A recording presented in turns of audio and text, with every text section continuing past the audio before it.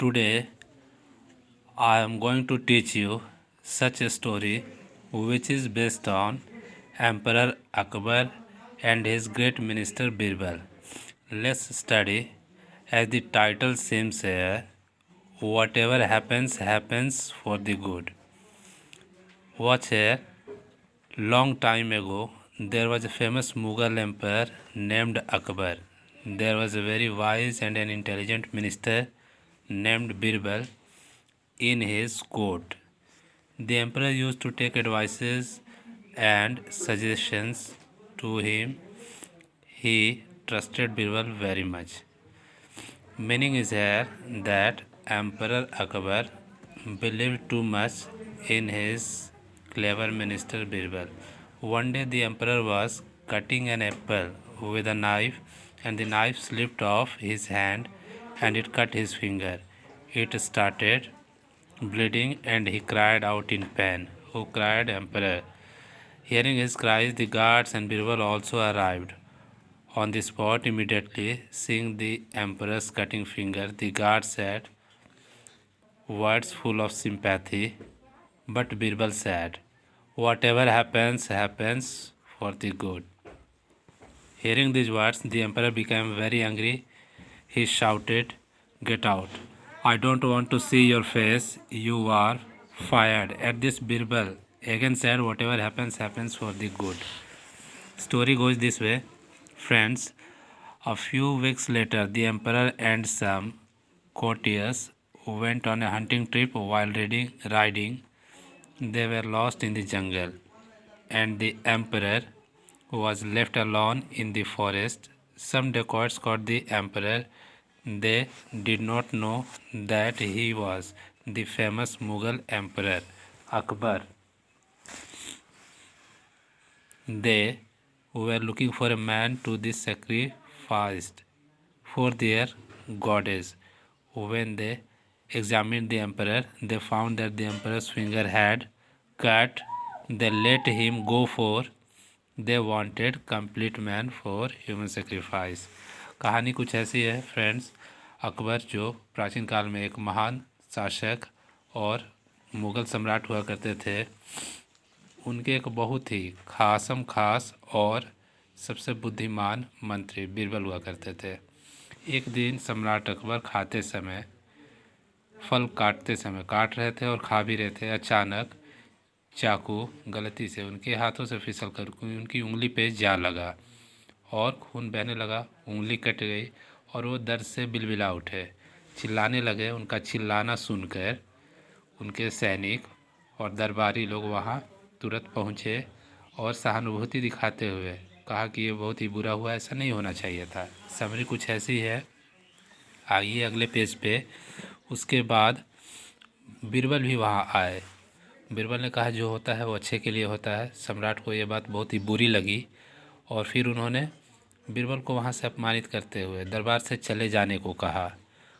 कुछ सप्ताह बाद सम्राट अकबर अपने मंत्रियों के साथ, सलाहकारों के साथ जंगल शिकार को गए और वहाँ कुछ डकैतों ने उन्हें पकड़ लिया।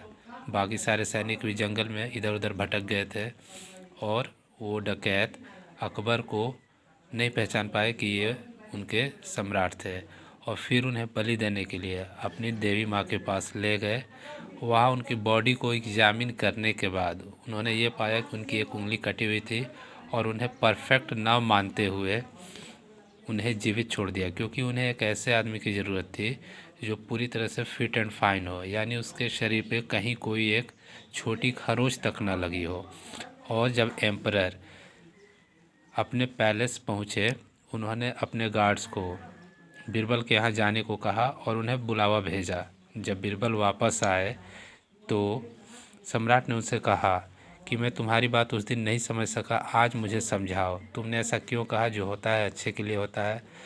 जब मेरी उंगली कटी थी तब तुमने ऐसा कहा और फिर जब मैंने तुम्हें दरबार से जाने को कहा तो ही तुमने यही बात दोहराई। इसके पीछे लॉजिक क्या है?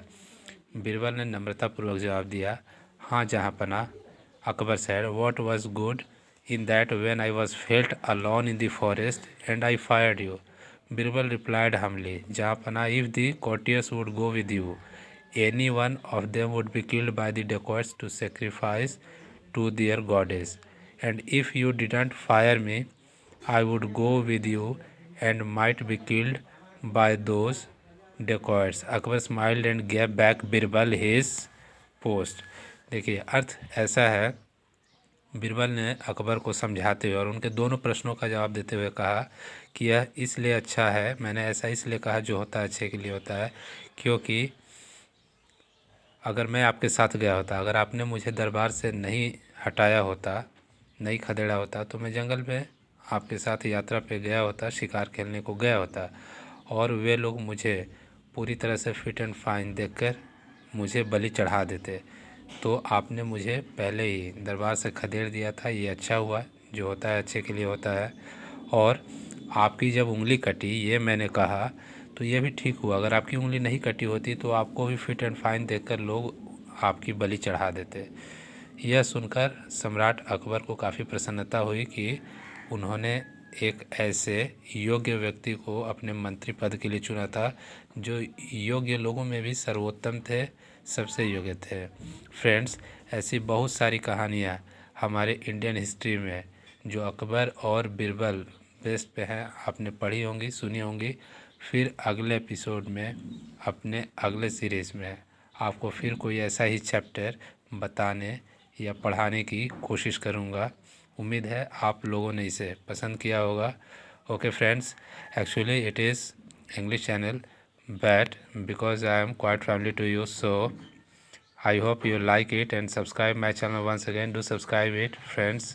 Once you visit my channel, like and then give me your lots of love, and I will try my level best to keep you satisfied by bringing my up to date and new topic based my videos and so called things for you. Till then, bye.